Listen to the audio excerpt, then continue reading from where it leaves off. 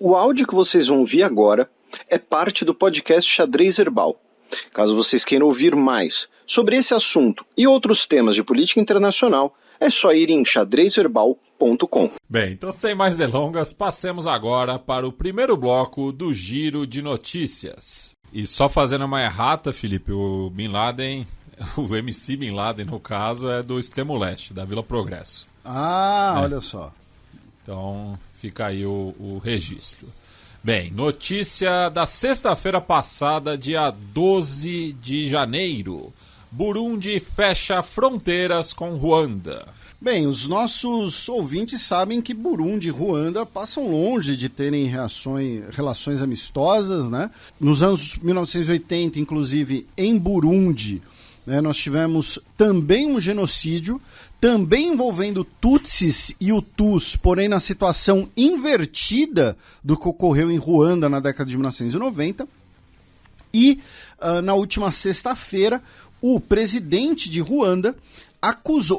Burundi, acusou Ruanda de apoiar uma milícia armada, os Tabara Vermelhos, nome de vilão de quadrinhos, que são opositores, né, do governo de Burundi e que atacaram vilas na fronteira ocidental do país, perto, na fronteira justamente com a República Democrática do Congo, tá?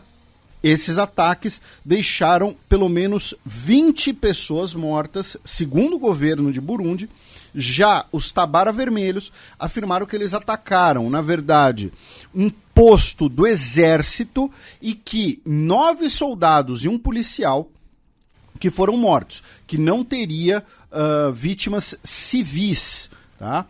Ainda no continente africano, meu caro Matias, a gente vai para o Quênia, já que o Paul Inteng Mackenzie, né, líder daquele culto que levou a centenas de pessoas a morrerem por greves de fome, incluindo com possibilidade de várias dessas pessoas terem os seus órgãos extraídos para serem comercializados no comércio clandestino internacional de órgãos. Ele, né, que é o pastor, que era o líder desse culto, ele foi indiciado por terrorismo, tá, e 400 homicídios. Tá? Então, é possível que, se condenado, né, a todas as penas, ou a maior parte delas, ele eventualmente passe o resto da vida na prisão. Também na costa oriental do continente africano, meu caro Matias, tivemos um ataque terrorista suicida do Al-Shabaab em Mogadishu, capital da República Federal Somali.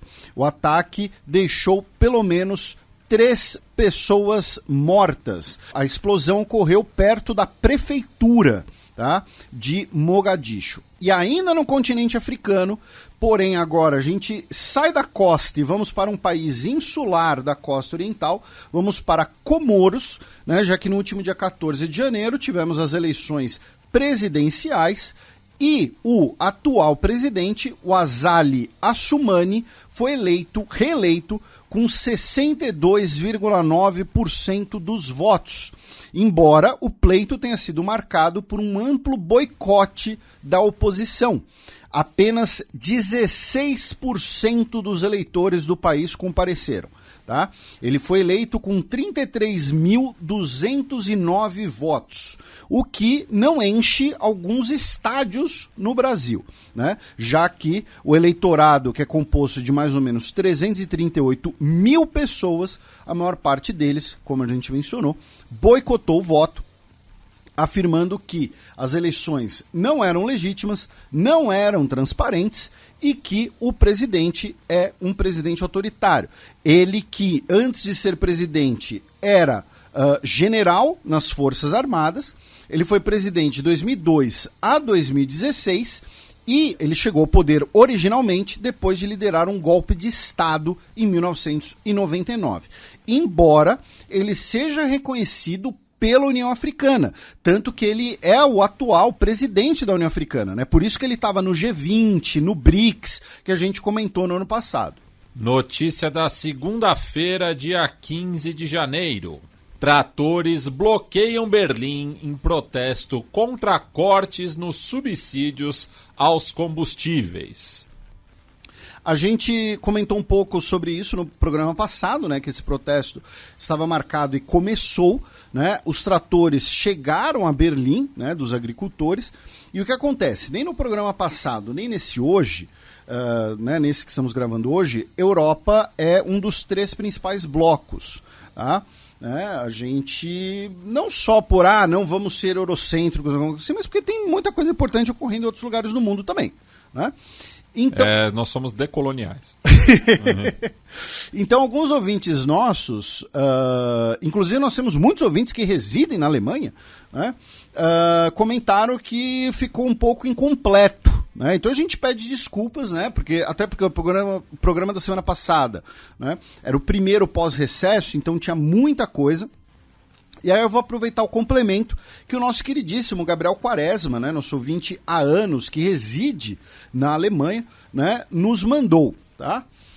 Feliz ano novo, pessoal, que vocês 4 sigam um ótimo trabalho. A notícia do tratoraço na Alemanha ficou um pouco confusa, até porque é uma notícia importante de novembro de 2023, passou por baixo do radar. Basicamente, no orçamento alemão, de cerca de 450 bilhões de euros, há um rombo de 60 bilhões. Quando o governo alemão assumiu o poder no fim de 2021, né, a coalizão do Olaf Scholz, com os verdes e os liberais, o acordo para não aumentar impostos, bandeira dos liberais, e garantir a transição energética, pauta dos verdes, foi destinar 60 bilhões do orçamento de 2021, originalmente aprovados para o combate à pandemia, mas não utilizados, para financiar vários projetos de investimento, especialmente em infraestrutura e energia limpa. O problema é que as normas de austeridade fiscal na Alemanha são bem rigorosas. Os conservadores da CDU levaram o caso para o Tribunal Constitucional, que em novembro de 2023 reconheceu a nulidade do orçamento alterado, causando tal rombo de 60 bilhões. Já antes do rombo, a coalizão do governo tinha dificuldades de efetivar políticas concretas. Com o rombo, então, ela esteve à beira de ruir, o que isso não ocorreu, pois um governo de minoria conseguiria fazer ainda menos e novas eleições seriam ruins para todos, menos para o AfD, né, a Alternativa para a Alemanha, o partido de extrema-direita alemão. Para tentar, ao menos, terminar a legislatura, foram anunciados diversos cortes de subsídios deletérios para o clima, como o diesel dos produtores rurais, causando tratoraço não apenas em Berlim, mas em diversas cidades alemãs. Então a gente agradece esse complemento do Gabriel Quaresma, tá? No último final de semana, o número de manifestantes em Berlim foi estimado em 30 mil pessoas. E, claro, a ocupação, né, dos espaços públicos, das avenidas, acaba sendo muito maior do que apenas 30 mil pessoas, porque isso envolve também, né, os tratores, caminhões, os veículos rurais. Também, nesse contexto, o ministro das Finanças, o Christian Lindner, né, ele se encontrou com líderes dos agricultores alemães. Ele que é do Partido Liberal, né, do partido, os FDP, a gente sempre lembra que a sigla, né, é o FDP, esse trocadilho quinta série que não sai da gente, e ele disse que não pode ser dado mais subsídio do orçamento federal. Tá? Ele falou, olha só, eu entendo a manifestação de vocês, mas não tem grana para isso. Na terça-feira, dia 16, nós tivemos o 4º dia consecutivo de protestos contra a AfD e o seu plano de deportação de pessoas da Alemanha. A gente comentou isso no programa passado. Né? Em resumo, a AfD se encontrou com grupos, tanto alemães quanto austríacos, tá? Grupos de extrema-direita, alguns grupos abertamente neonazistas, inclusive, e estão elaborando um plano de deportação de cerca de, pelo menos, 2 milhões de pessoas, incluindo aí pessoas que estão legalmente na Alemanha, tá? Não é, estão expulsando os imigrantes ilegais. Não, o plano seria expulsar diversas pessoas e por conta da revelação desse plano e desse encontro, dessa cúpula aí de expulsão, o Escritório para a Defesa da Constituição, que é uma das agências policiais e de inteligência internas da Alemanha, que a gente já mencionou aqui algumas vezes, estaria, tá, preparando o documento para propor o banimento da AfD, tá? O banimento do Partido Alternativa para a Alemanha como uma ameaça à democracia e uma ameaça à Constituição alemã. Nessa semana, o Lars Klingbeil, que é o líder dos sociais-democratas no parlamento, tá? O líder dos sociais-democratas é o primeiro-ministro, Olaf Scholz, né? Mas é o líder deles na bancada do parlamento, disse que a líder do AfD, a Alice Weidel, ela é uma loba em pele de cordeiro, tá? E que o AfD é uma ameaça para o país, são extremistas de extrema direita que querem repetir a história alemã, tá? Toda essa discussão sobre migração, sobre permanência de estrangeiros na Alemanha. Essa semana, o parlamento alemão aprovou aquela nova legislação que flexibiliza a cidadania, tá, para pessoas trabalhando na Alemanha, que a gente comentou no ano passado. Agora eles foram aprovados. Então, se a pessoa ficar 5 anos na Alemanha trabalhando regularmente e demonstrar proficiência no alemão, ela vai, no idioma alemão no caso, ela vai poder adquirir a cidadania alemã. E aí a gente vai para outras 2 notícias alemãs não diretamente ligadas ao governo. Uma delas é que os governos de Alemanha, França e também diversos centros de pesquisa, museus e universidades anunciaram um projeto que vai durar 3 anos e que vai ser financiado na casa de 2,1 milhões de euros para estabelecer a origem de todos os objetos de origem africana nessas instituições. O que eu quero dizer com estabelecer a origem? Ficou meio repetitivo, ficou meio confuso. É a ideia de que, olha só, esse objeto está aqui de maneira regular, ou esse objeto foi, por exemplo, foi saqueado por tropas alemãs no Camarões, foi saqueado por tropas francesas no Togo, tá? E por aí vai. Então a ideia de que determinar a origem legal desses objetos e eventualmente repatriar os objetos que estejam em situação irregular. O início dessa discussão, inclusive, foi aquela questão do trono, né, do povo Bamum, né, um dos povos do atual país Camarões, né, que ano passado nós tivemos aquela questão, né, de que o atual líder dessa população sentou no trono no museu e disse que o trono estaria lá de forma irregular, né? Outra notícia é que o Arnold Schwarzenegger, tá? Todo mundo conhece o Arnold Schwarzenegger, imagino, né? Ele teve que pagar 35 mil euros de multa no aeroporto de Munique por causa de caridade. É um absurdo. O que aconteceu? É o herói de brinquedo. o Arnold, ele foi participar de um leilão beneficente, tá? E ele cedeu objetos dele, né?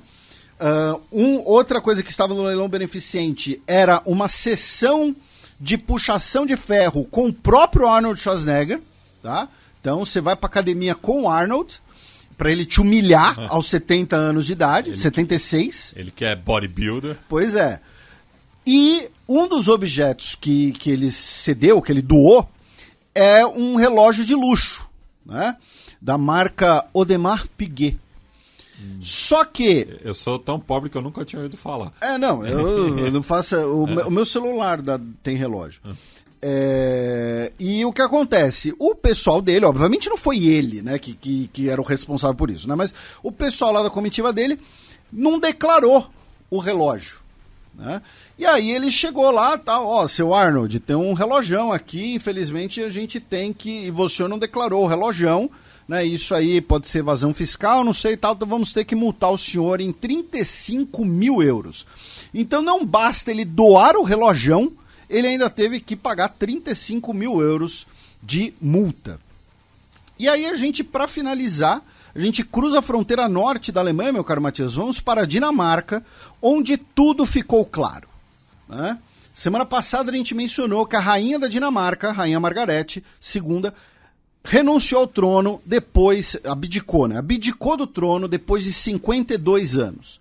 E essa semana anunciaram que vai ter uma série estilo The Crown, só que sobre a Margarete II na Dinamarca. Era tudo golpe de marketing. A abdicação foi obra da Netflix. Tá? Brincadeiras à parte. Lembrando que na Dinamarca a moeda chama coroa. Olha aí, só, sinais. Sinais. E são os mesmos produtores de Borgen, tá?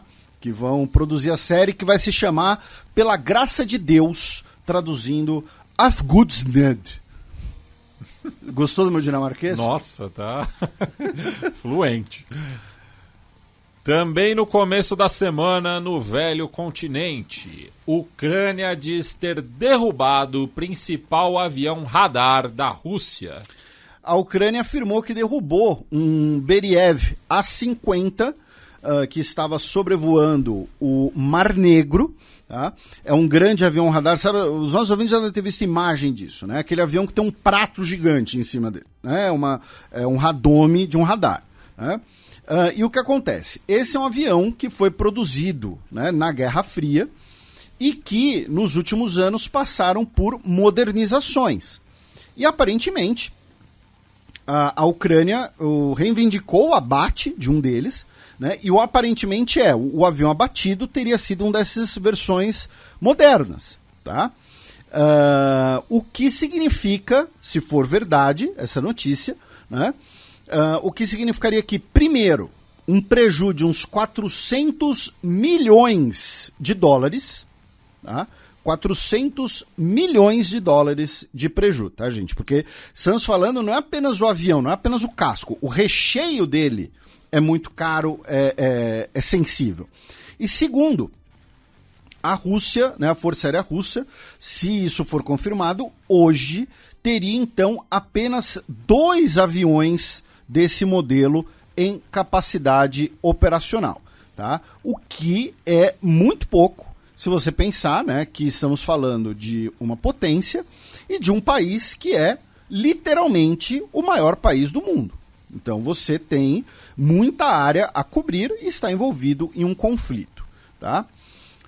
Outras notícias ligadas à guerra na Ucrânia é que Reino Unido, França, Alemanha, Suécia, vários países nessa última semana anunciaram novas levas, né, novas cargas de ajuda militar, de equipamento militar para a Ucrânia. Tá? E especialmente destacar o fato de que a França anunciou fornecimento de algumas dezenas de mísseis de cruzeiro.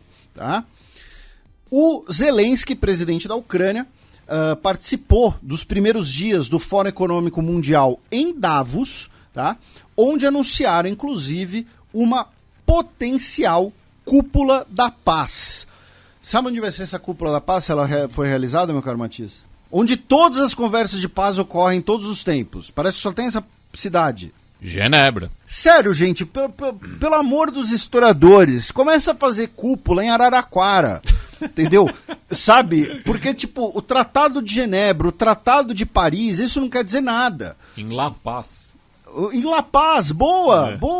Tratado de La Paz, Tratado de Araraquara, entendeu? Protocolo de Pindamonhangaba, sabe? Vai ser muito mais fácil pra gente saber do que se trata exatamente. Qual Tratado de Genebra? Tem 8, sabe? Qual conversa em Paris? Cara, Tratado de Paris, sem zoeira, eu acho que tem umas 25. A Guerra de Independência dos Estados Unidos, de 1783, é Tratado de Paris. Aí, em 1814, tem o Tratado de Paris. Tipo, sabe? Não deu tempo nem de respirar. Enfim.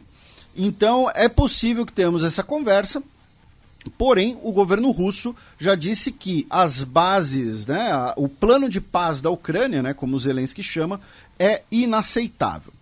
Ontem, quinta-feira, dia 18, a OTAN anunciou o seu maior exercício militar desde 1988. É a mesma coisa que a gente falou no passado, né? Ano passado, a OTAN voltou a realizar um exercício militar gigantesco, e esse ano vai ser maior ainda.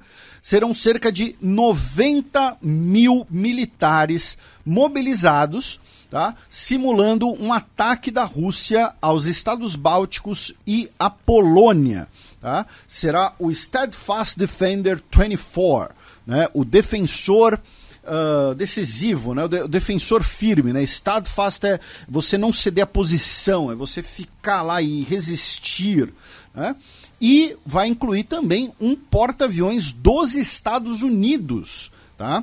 Nesses exercícios militares gigantescos. E aí, falando de uma notícia interna da Rússia, meu caro Matias, nós tivemos milhares de pessoas protestando na região do Baskortostão, né? É uma das várias repúblicas russas, fica ali mais ou menos ali na região dos Urais, né? Perto de Kazan, ao norte do Cazaquistão, devido à prisão do Fail Alsinov, que é um dos líderes, né? Um dos principais líderes da população local, né? Da população nativa local. Lembrando, as repúblicas, né, as 21 repúblicas que fazem parte da Federação Russa, quando elas têm o status de república, é normalmente porque você tem alguma minoria, tá?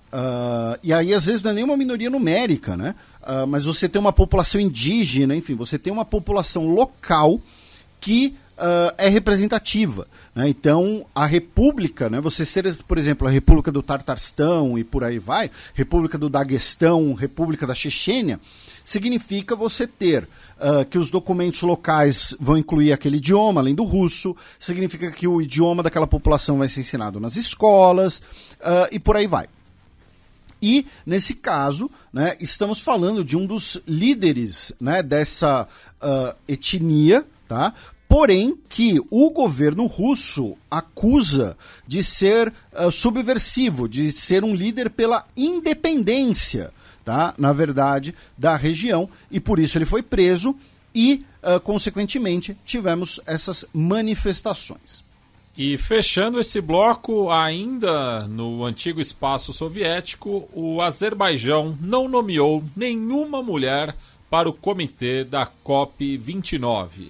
Pois é, essa notícia é do início da semana, né? O Azerbaijão, né, a ditadura do Azerbaijão, nomeou o seu comitê da COP29, que será presidido pelo Mukhtar Babayev, que durante 26 anos foi o presidente da estatal de petróleo do Azerbaijão. Né? É para esfregar na cara. Exatamente, assim, né? A mesma situação dos Emirados Árabes. Só que aí o negócio pegou tão mal de não ter nenhuma mulher, né? Não de ter o cara, o homem forte do petróleo. Pois é. Além disso, né? Que aí adicionaram 12 mulheres e um homem ao comitê. Então o comitê originalmente era formado por 28 homens, agora será formado por 29 homens e 12 mulheres. Incluindo a comissária de direitos humanos do Azerbaijão, a Sabina... Existe esse cargo? Pois é, a Sabina Liva. Ela nem deve saber que ocupava esse cargo. Tá? Enfim, e que, como o próprio sobrenome dela diz, ela é da família governante, né? Bueno, nessa semana, excepcionalmente, não teremos a coluna da professora Vivian Almeida, então passemos para o segundo bloco do Giro de Notícias. Notícia da terça-feira, dia 16 de janeiro. Rebeldes tomam outra cidade importante em Myanmar. Apesar do cessar-fogo, né, anunciado semana passada, o exército de Arakan, né, que atua mais na área ocidental do país, afirmou que tomou a cidade de Paletwa, que fica perto do rio Kaladar. Também na bacia do Índico, as Maldivas, né, o governo das Maldivas confirmou algo que a gente já havia comentado e solicitou que a Índia retire suas tropas do país até o dia 15 de março. Tá? Segundo os dados oficiais, são 80 militares indianos nas Maldivas atualmente. Outra notícia da terça-feira passada. França adotará traje único em escolas após banir a baia. O bom e velho uniforme escolar. Só que nesse Bom, numas, né? Por que não é bom? Porque tira a individualidade. Mas a criança tem direito à individualidade? Eu acho que a criança pode se expressar através das suas roupas. Ah, entendi. Então você é contra o uniforme escolar? Sou, sempre fui. Ah, tá. Eu sou a favor. Porque Eu sei que você quer... isso aí. Tem que ser doutrinação, entendeu? Tem que... Another brick in the wall. Brincadeiras à parte, né? Então vou mudar aqui a expressão em homenagem ao Matias, né? Mas o presidente da França anunciou o velho, né, uniforme escolar, vai ser testado em algumas escolas públicas e caso o teste seja considerado satisfatório, ele pode se tornar obrigatório em 2026. Segundo ele, o traje único que tanto debate tem suscitado no nosso país nos últimos meses apaga as desigualdades entre as famílias e cria condições de respeito mútuo. Tá? Então, o Macron discorda de você. Tá? Ele é a favor do uniforme escolar. E cada aluno, né, nesse teste, tá, nas escolas que vão ter o teste, cada aluno vai receber um kit composto de 5 camisas polo, 2 suéteres e 2 calças. Especula-se que cada kit vai custar cerca de 200 euros, porém isso será custeado pelo governo. Tá? Agora, 5 camisa polo, suéter e calça, foi o Macron que escolheu o uniforme, né? Foi o Macron que fez essa combinação aqui de paga-lanche. É pros Macron Toddlers. Então, mas é isso aí. Podia pôr, sei lá, uma bermuda, enfim. Não sei se vai ter o uniforme do Dia da Educação Física e tal, mas enfim. Ainda na França, meu caro Matias, o Karim Benzema, né, centroavante francês que hoje joga na Arábia Saudita depois de ganhar tudo pelo Real Madrid, anunciou, via sua assessoria, claro, né, um processo contra, né, o ministro do Interior francês, o Gérald Darmanin, que afirmou que o Benzema teria elos notórios à Irmandade Muçulmana. Da França a gente vai para a Itália, meu caro Matias, já que a Corte de Cassação, né, o que seria ali mais ou menos o STJ da Itália, né, não é o STF, é o STJ da Itália, afirmou que a saudação fascista só é um crime se consistir em perigo à ordem pública ou poder levar à reabilitação do partido fascista. Em que outra situação que uma pessoa vai fazer a saudação fascista, criatura?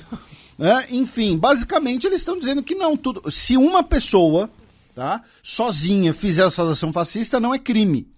Tá? Só é crime se, sei lá, se reunir, não sei, 100 mil pessoas de preto marchando pra Roma fazendo a saudação fascista, aí eles vão falar... Aí vou considerar.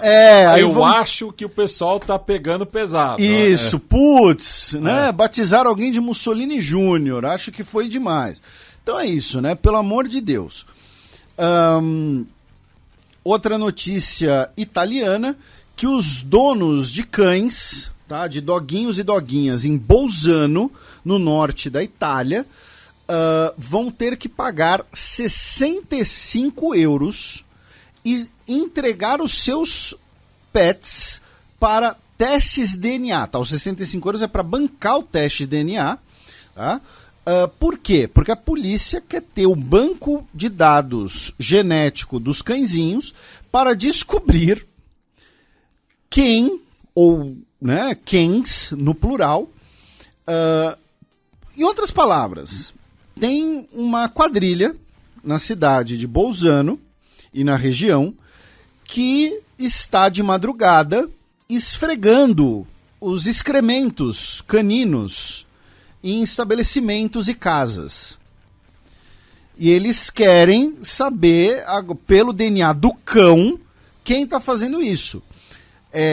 Eu imagino que porque eles não têm como pedir, o DNA das pessoas, né? Então, querem os DNAs dos cães para descobrir que pessoas estão fazendo isso. Essa quadrilha do cocô. Vamos usar um português claro aqui. E falando em cães e em português, temos que emitir aqui uma reprimenda ao Guinness, tá? Porque o Guinness, o livro dos recordes, disse que vão revisar o título de cachorro mais velho da história ao Bobby, né, o cachorro português que morreu com 31 anos de idade, afirmando que podem ter documentos, né, ali que estariam errados. Eles dizem que as fotos submetidas que mostrariam o cachorro na década de 1990, né, mostrariam um cachorro diferente, tá? Que mostraram fotos de que seria um cachorro, né, e que na verdade seria outro. Uma entidade, né, que foi consultada pelo Guinness, a Royal College de Veterinary Surgeons do Reino Unido, disse que nenhum veterinário acredita que Bobby tinha mais de 31 anos. Tá? Só que muito provavelmente os britânicos estão agindo para manter o recorde anterior, porque era de um cão australiano. Tá? Enfim, o fato é, quem mentiu não foi o Bobby, quem mentiu foram os seres humanos. Então o Bobby tem que manter o recorde dele, porque ele é um good boy. E quem mentiu foram os humanos, eles sim devem ser espancados. Tá? Calma. Não, calma nada. Calma nada, eu tô alterado. Enfim, é isso. Então, fica a discussão aí da idade do Bobby. E muita gente estranhou, né? 31 anos é muito, tal, mas enfim, ele é eterno em nossos corações. Notícia da última quarta-feira, dia 17 de janeiro. Lei britânica de deportação para Ruanda é aprovada em nova leitura na Câmara. Novamente, né, a lei de deportação britânica para Ruanda, né, gerando né, tensões, digamos assim, né, dentro do Partido Conservador, porque é uma lei, né, que a gente já comentou aqui, absurda, completamente imoral, e você ainda tem alguns deputados conservadores que querem que ela seja mais rígida. Né? Por quê? Porque para passar pela Suprema Corte, né, lembrando, a primeira versão dela, a Suprema Corte Britânica disse que era inconstitucional. Então eles tiveram que fazer uma versão diluída, né? Mas alguns parlamentares, né, querem que sejam reintroduzidas medidas mais rígidas. Então nós tivemos a terceira leitura na Câmara dos Comuns, porém ela ainda não foi aprovada completamente. Inclusive teve uma cisão dentre os conservadores, né, por conta disso. Né? Incluindo aí o voto, a Suella Braverman, né, a ex-ministra do interior, votou contra, porque ela é a favor da versão mais rígida. Tá? E o Rishi Sunak, o primeiro-ministro britânico, nessa quinta-feira, disse que não vou permitir que um tribunal estrangeiro nos impeça de realizar os voos e colocar essa medida em funcionamento. Por quê? Porque o Tribunal Europeu de Direitos Humanos disse que esse projeto viola os direitos humanos das pessoas. Né? E hoje, meu caro Matias, dia 19, saiu na imprensa britânica a denúncia de que o Ministério do Interior, né, o Home Office, eles alugaram um hangar e um avião para treinar pessoas de segurança em como conduzir as deportações, porque as pessoas vão ter que ser deportadas para Ruanda de avião. Tá? Não vai ser. Não é um país. A Ruanda fica no centro da África. Isso, né? Não é um país fronteiriço que você chuta a pessoa pela fronteira. Né? Literalmente, no caso, o chute, né? Como a gente viu aquelas imagens horríveis dos migrantes mexicanos, por exemplo. Né? Então, as pessoas. Então, assim, como se comportar caso as pessoas se revoltem? Né? Alguma coisa assim. Então, assim, os caras alugaram um hangar e um avião para treinar o pessoal de segurança. Tá?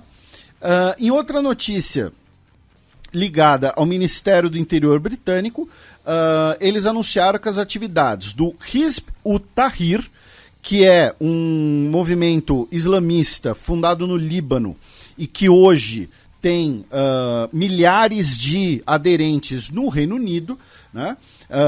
É um grupo pan-islamista, o governo britânico declarou que é um grupo extremista e terrorista, tá? E ele foi formalmente banido, então eles não podem mais realizar, por exemplo, manifestações públicas, esse tipo de coisa.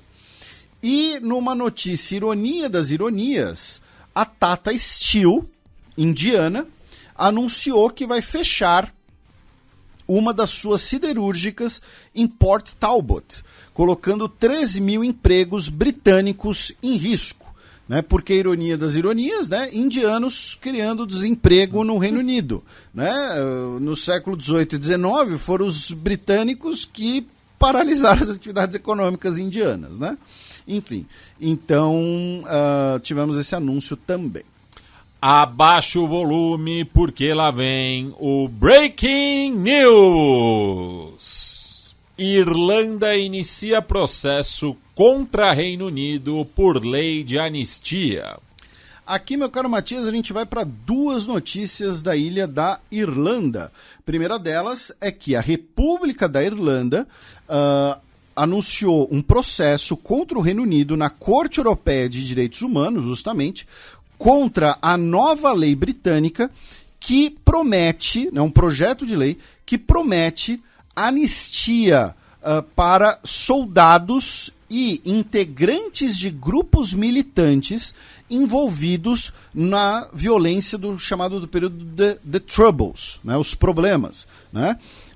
Ou seja, soldados britânicos que tenham sido envolvidos em atos de violência contra pessoas irlandesas, contra cidadãos irlandeses ou pessoas de origem irlandesa, podem ser perdoados, receber anistia, assim como integrantes de organizações militantes, muito provavelmente um eufemismo para as organizações paramilitares do Ulster. Tá?